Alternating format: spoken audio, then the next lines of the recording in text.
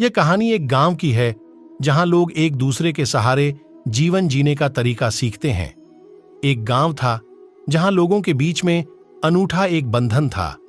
यहां के लोग एक दूसरे के साथ मेहनत करते, सहायता करते और एक दूसरे के साथ खुशियों और दुखों को बांटते थे।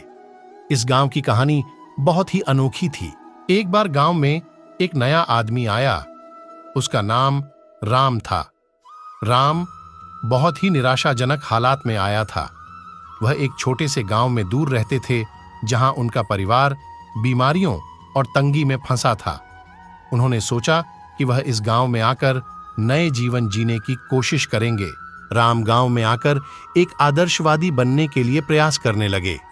वे हर काम में मेहनत करते, दूसरों की सहायता करते और सबके लिए प्रेरणा स्रोत बन गए।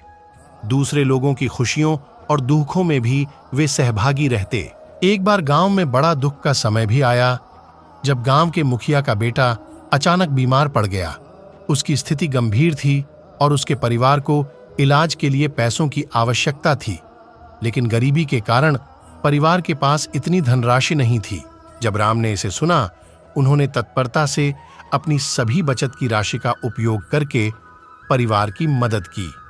वे नहीं चाहते थे कि इस दुखी परिवार को किसी भी हमारी तरह जूझना पड़े।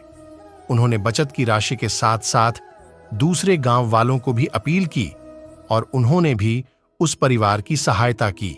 इस आपातकाल में गांव वालों ने एक बड़ी टीम बना ली। सभी ने मेहनत करके और अपने संगठन के साथ मिलकर इलाज के लिए पैसे इकट्ठा किए। थोड़े समय के बाद बेटे का इलाज हुआ और वह पूरी तरह स्वस्थ हो गया। इस घटना के बाद गांव वालों के मदद करने के इरादे एक दूसरे के साथ और भी मजबूत हो गए। यह उनकी सद्भावना, नेकी और सामर्थ्य का परिणाम था।